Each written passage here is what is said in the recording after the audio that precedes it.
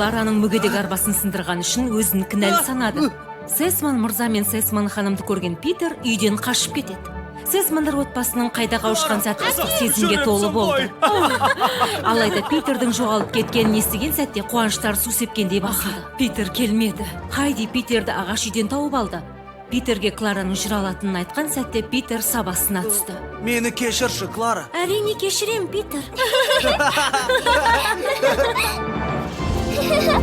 Эдельвейс.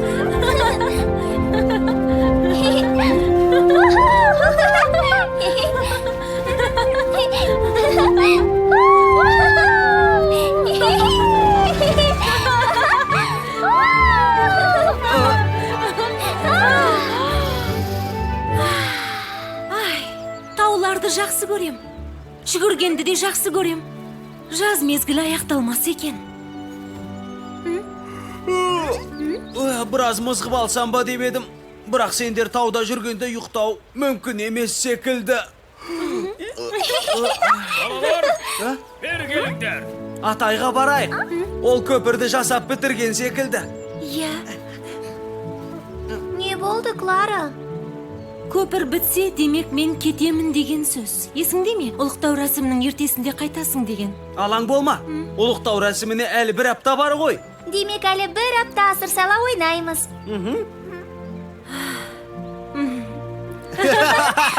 Абайлаңдар, қатыспеңдер.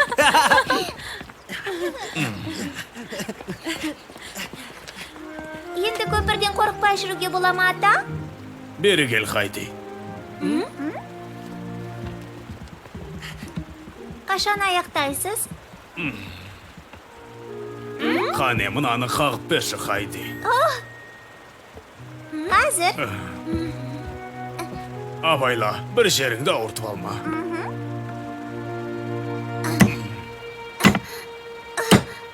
Жарайсың, Хайди. Сен жаңа ғана көпірді аяқтадың. Рас па, ата? Көпір жұмысы аяқталды ма? Иә. Ата, жақсы болды ғой. Ұлықтау рәсімі тамаша өтетін болды.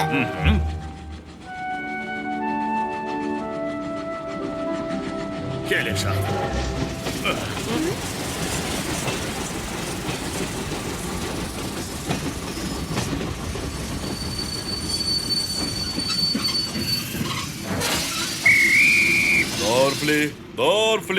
Дорфлиге geldik.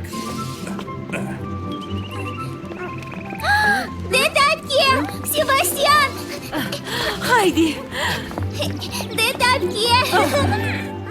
Хайди, сені қатты сағындым. Қалың қалай? Өзің әп-әдемі болып кетіпсің. Менің жағдайым жақсы, дед әпке. Қараңыз. Құдайым, Клара ханым, расымен де жүріпсіз ғой. Иә, Дета. Бәрі Хайдидің арқасы, және Питердің. Әкеңіздің қуанышында шек жоқ шығар, Клара ханым. Майыр мырза, қайта қауышқаныма қуаныштымын. Көпіріңізді аяқтауыңызбен құттықтаймын. Бүгін сіз үшін ерекше күн деп ойлаймын. Мені жай ғана Эрнест деп айта бер, Себастьян. Сәлеметсіз бе, аға? Мен...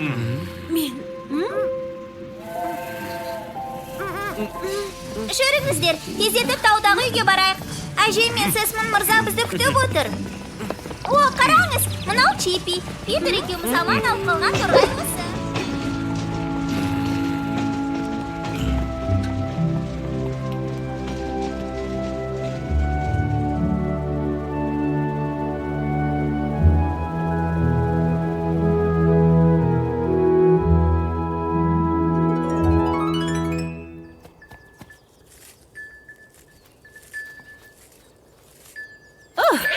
Ұсталдың ба?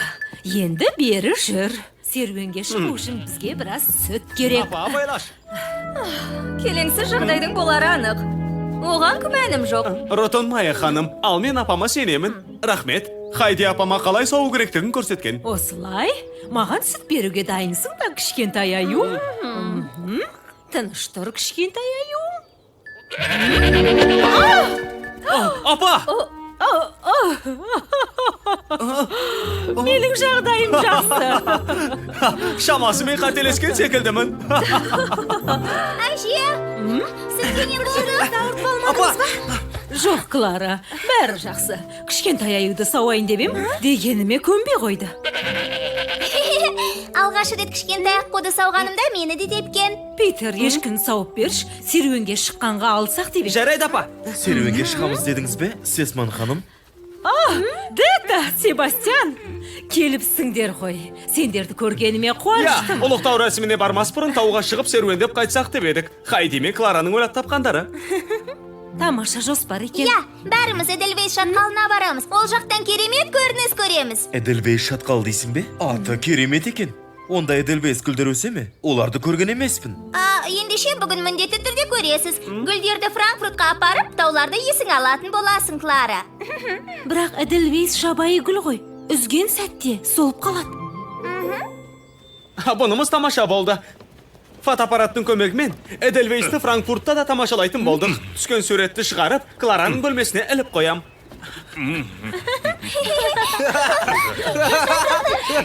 Клара сіздің қамқорлығыңызға алынғалы бері жадырап, жайнап шыға келді. Кішкентай Хайдиіңізді екінің біріне берілмейтін байлық деп білем. Оған қарасам болды көз алдыма. Әжесі елестейді.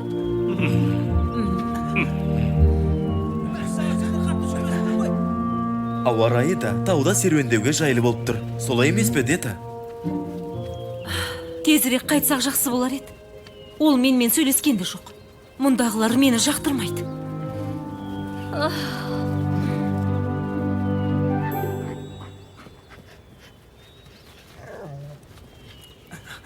Клараға жасаған жақсылығы үшін Хайдиді ресми түрде марапаттағым келеді, мырза. Марапаттағым келеді, сонда қалай. Негізі көптен бері ойлап жүргенім... Сесман мырза, біз мұндамыз. Тездетіңіздер.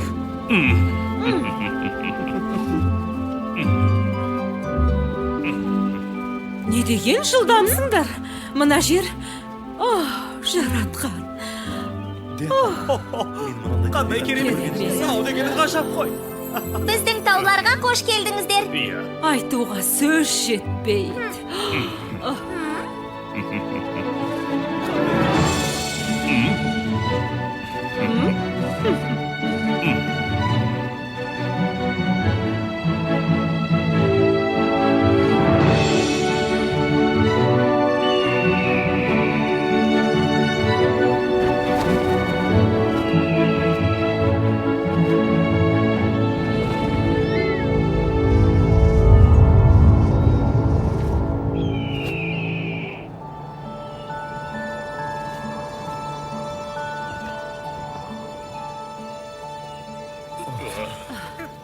Сонымен Эдельвейс гүлін тереміз бе? Мен барам. Ханшайымыма Эдельвейс гүлін сыйлағым келеді. Ендеше гүлді іздеу үшін екіге бөлінейік. Тауып жатсақ бір-бірімізді шақырамыз. Мен Питер және Кларамен барам. Себастьян мен Дета, сіздер атамен барасыздар. Ал әжем, Сесман мырза және Ратынмай ханым бірге барады. Мен бармаймын, Аделайда. Таудың сұлулығын осы жерде отырып-ақ тамашаласам да жетеді. Ендеше мен де Ротенмайя ханымның қасында қалайын. Маған осы жерде отырып тамашалағанда жеткілікті. Бірақ әже, ол жақ бұдан да әдемі ғой.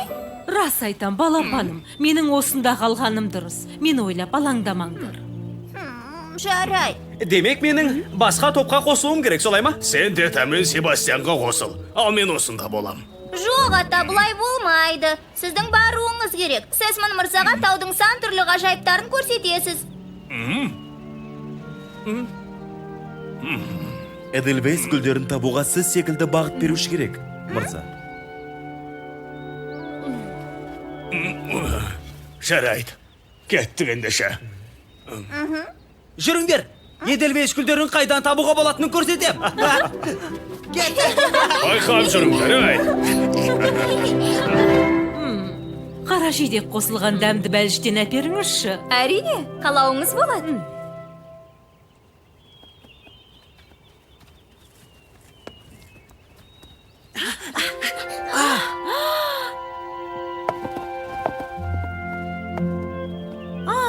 Не үшін қашып кетті? Олар сондай. Бұл жердің тау текелері ялшақ. Біреудің мазалағанын ұнатпайды. Жүріңдер, Эдельвейс гүлін іздейік. Әне!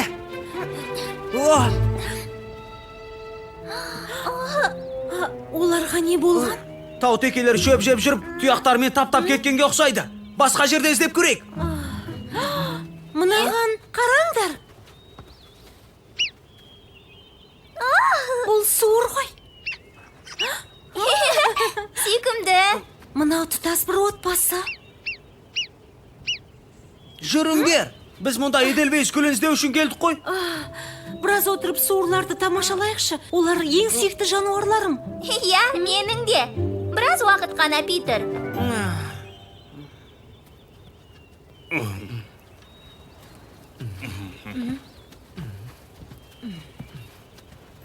Хайдидің мұнда келіп жадырай түскеніне қуаныштымын аға.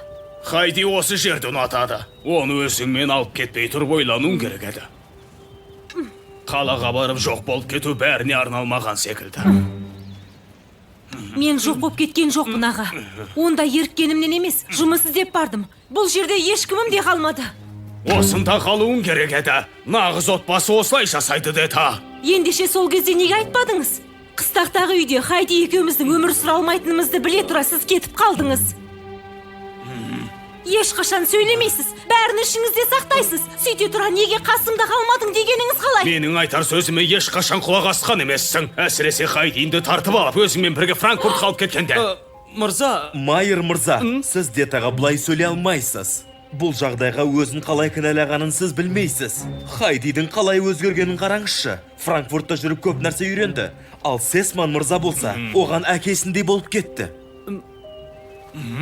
Егер дөрекілік танытқаныңызды қоймасаңыз, сіз сызақ бара береміз. Алысқа ұзаймын деп адасып кетіп жүрмеңдер. Тауды жақсы білмейсіңдер. Өзіңіз айтқандай қашып кеткен шығармын. Алайда мен осында өскенмін.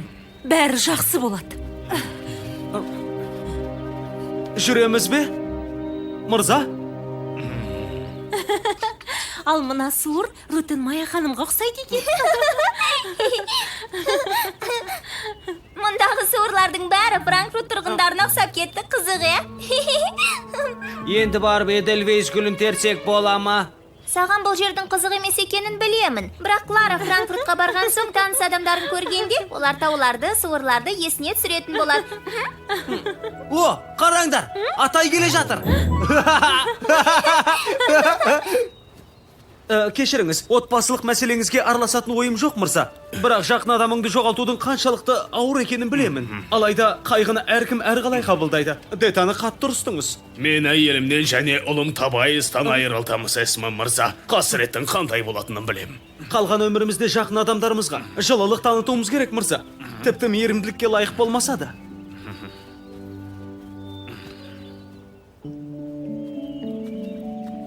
Мені қолдағаның үшін рахмет айтқым келеді. Ер адам болашақ жарын қорғай алмаса, онда оны кім қорғайды? Қане, махаббатта кімнің бағы жанғанын дәлелдеу үшін Эдельвейс гүлдерін тауып алайық.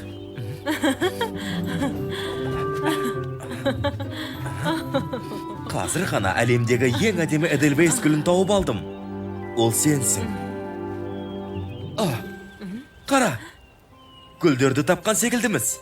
Ол біз деген гүл емес секілді. Олар тым биікте өсіп тұр. Ол жаққа шыға алмайсың. Саған деген адал махаббатымнан биік ештеңе жоқ. Мен барып көріп келейін. Бәлкім расымен сол шығар. Ал сен суретке түсу үшін басқаларды шақыра бер. Байқа, Себастьян, қардан аяғың тайып кетіп жүрмесін. Уайымдама. Бірнеше жылдар бойы Рутенмайя ханымның суық мінезіне шыдап келгенмін. Бір шөкім қар мен үшін түкті емес.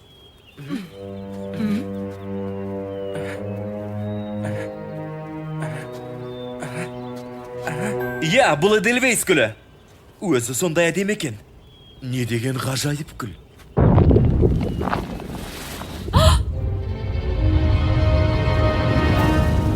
Абайла, ар жағыңда.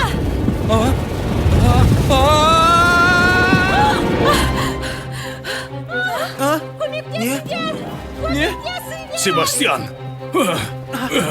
Себастьян, жауап қатшы. Себастьян!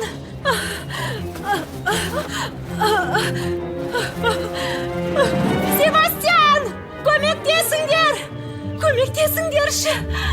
Келе жатыр ма? Оны қар басып қалды. Жозеф, жол көрсет. Себастьянды іздеп тап. Сен осында қал, Хайди.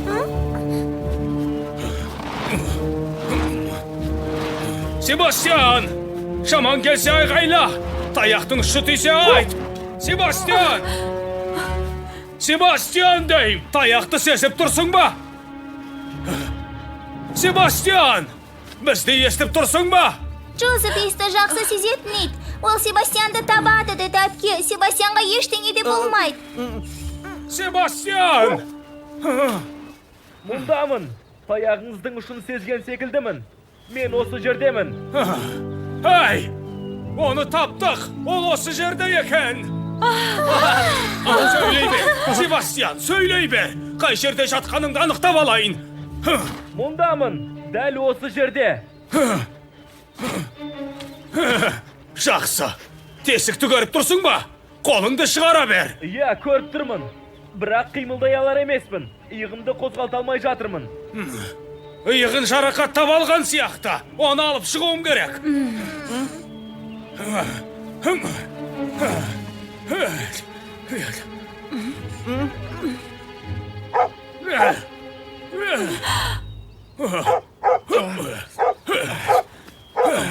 Амансың ба? Мәссаған! Ақыр алып шықты! Жүре қой.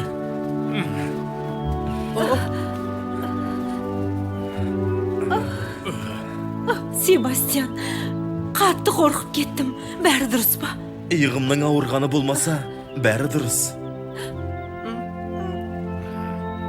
Рахмет аға. Бәрі жақсы деді. Жоқ, мен сізді дұрыс түсінбеппін. Жылдар бойы әпкем Аделайданың өліміне сізді кінәлап келдім. Бұным дұрыс болмады. Әкемнің өмірін сақтап қалу үшін атам қолдан келгеннің бәрін жасады. Оқыс оқиға үшін атамды кінәлауға болмайды. Білем, Хайди. Бірақ шындыққа тура қарамағаным өкінішті. Сізден кешірім сұраймын аға. Сізді жалғыз қалдырып кетпеуім керек еді. Хайдиді тартып алмауым керек еді. Сізді тыңдауым керек еді. Қолыңнан келгенін жасауыңа тура келді. Ол үшін кешірім сұраудың қажеті жоқ. Бастысы Хайдиім аман есен.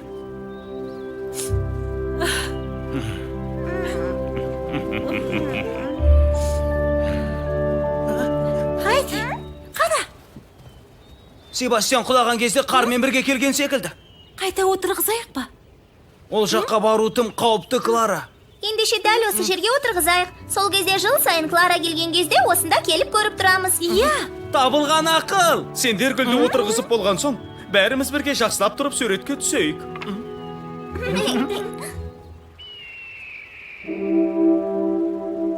Бәріміз жиналып болсақ, мұндай игі істі атқарған жанды ресми түрде марапаттап, жаңа көпірімізді ашық деп жариялауға рұқсат етіңіздер. Өтінем. Керемет! Отой марапаттауға лайық сатқарды. Көпір салғанда тұрған не бар? Әй, сөйлесеңші, Альда. Жетер енді. Тыныштық сақтаңыздар. Рұқсат болса, Эрнест және Тобайас Майер көпірі атты халық игілігі мен оның болашағы үшін салынған көпірді дайын деп жариялаймыз. Ортаға келіңіз, мырза.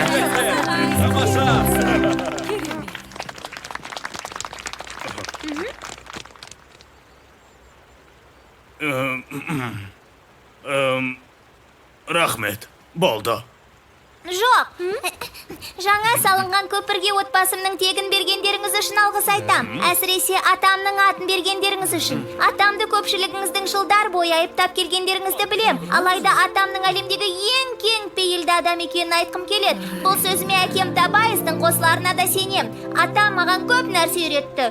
Осы көпірдің арқасында отбасымыз бірігіп, махаббатқа толы жаңа өмірдің есігін ашқанымызға қуаныштымын.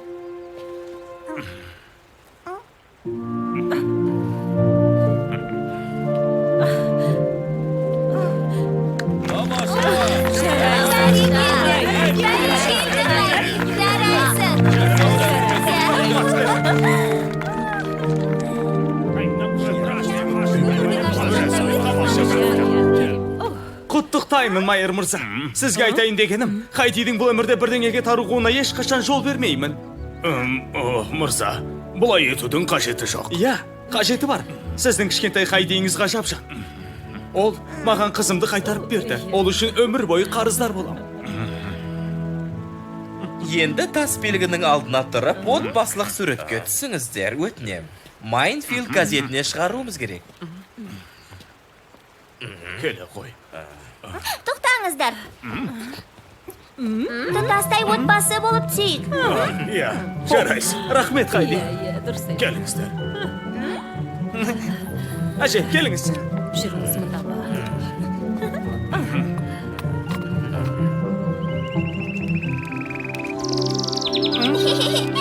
Жақсы, енді қозғалмаңыздар.